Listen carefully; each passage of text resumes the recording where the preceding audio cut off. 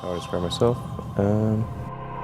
Genius, billionaire, playboy from it. I definitely feel stressed. Yeah, it's like it's been incredibly difficult and painful the last several months. Painful? Absolutely, of course. Yeah. Yeah, I mean, I'm sleeping on the factory floor, not because I think that's like a fun place to sleep. You know, terrible. Sleeping on the factory floor why are you doing that? Because I don't have time to go home and shower. I sleep on the couch over there. So you're just laying here on the couch? Yeah. It's that simple? Yes. I don't believe like people should be experiencing hardship while the CEO is like off on vacation. The truth is stranger than fiction. Okay, this is why it's important, and even if the odds are that it won't succeed, it's worth trying to do it. Then I think you can create a great company.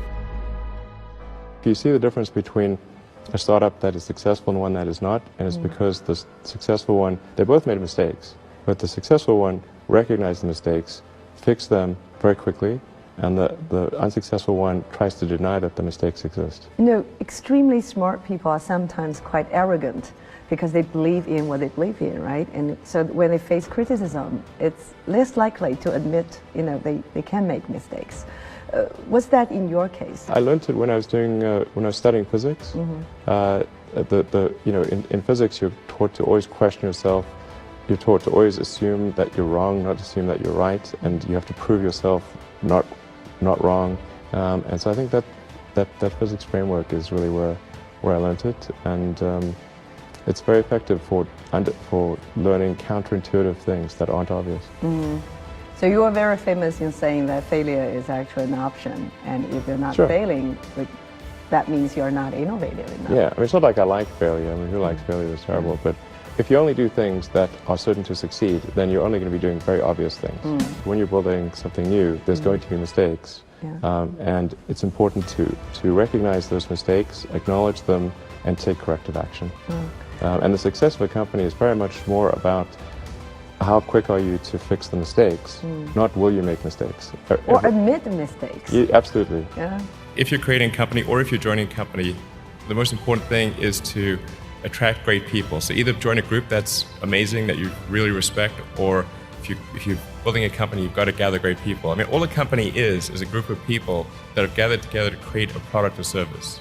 And so depending upon how talented and hardworking that group is, and the degree to which they are focused cohesively in a good direction, that will determine the success of the company. So do everything you can to gather great people if you're creating a company. Then I'd say focus on signal over noise. A lot of companies get confused. They spend money on things that don't actually make the product better. So, for example, at Tesla, we've never spent any money on advertising. We put all of the money into R&D and manufacturing and design to try to make the car as good as possible. And I think that's the way to go. So for any given company, just keep thinking about, are these efforts that people are expending, are they resulting in a better product or service? And if they're not, stop those efforts. And then the final thing is, don't just follow the trend. You may have heard me say that it's good to think in terms of the physics approach of first principles, which is, rather than reasoning by analogy, you boil things down to the most fundamental truths you can imagine, and you reason up from there. And this is a good way to figure out if something really makes sense or if it's just what everybody else is doing. It's hard to think that way. You can't think that way about everything. It takes a lot of effort. But if you're trying to do something new, it's the best way to think.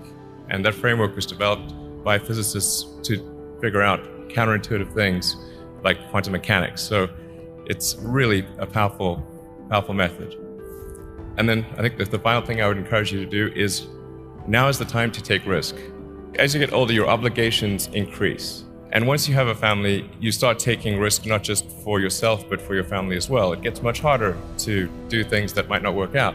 So now is the time to do that before you have those obligations. So I would encourage you to take risks now, do something bold. You won't regret it. I think I feel fear quite strongly. So it's not as though I just have the absence of fear. I feel it quite strongly. But there are just times when something is important enough, you believe in it enough, that you do it in spite of the fear. People shouldn't think, well, I feel fear about this and therefore I shouldn't do it. it's normal to feel fear. When starting SpaceX, I thought the odds of success were less than 10%, and I just accepted that actually probably I would just lose everything. But that maybe we would make some progress if we could just move the ball forward. Even if we died, maybe some other company could pick up the baton and keep moving it forward, so that we still do some good. Yeah, same with Tesla. I thought the odds of a car company succeeding were extremely low. You almost had a nervous breakdown. Where did the tenacity or the resilience come from? But I mean, I remember the closest I ever came to a nervous breakdown. I never thought I was someone who, you know, I thought nervous breakdowns, that's ridiculous. Yeah. You know, why would people have such a thing? But I remember waking up on the Sunday before Christmas in 2008 and thinking, like, damn, this is the closest I've ever gotten, you know? And it was looking pretty grim, because at that point, you know, even though the fourth launch of SpaceX had succeeded, we were still running out of money, because we had three failures and only one success. Yeah. Still not enough. And then the financing round for Tesla had not closed, and we had only 2 days, maybe two. I think it was like 2 or 3 days, maybe, to close it before Christmas. So I was like, man, this could be a really bad end of the year. Maybe both companies will fail. Did you cry? Screams? No, I wasn't. No, I didn't cry. Smash your apartment? No. No. My sleep was difficult. You not think critically enough. I mean, critical thinking is a skill in short supply, where people take too many things they assume too many things to be true without sufficient basis in that belief.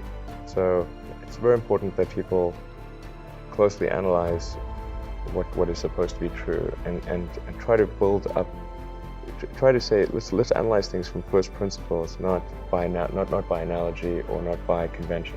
If you assume things are true by convention, which is actually what most people do, then it's difficult to gain insight into how things can be bettered. So, you know, in any argument or any sort of train of thinking, you want to make sure that the underlying premises are valid and applicable, and then in reaching a conclusion, that the conclusion you're reaching is necessarily driven by the underlying premises and the interconnection between those premises.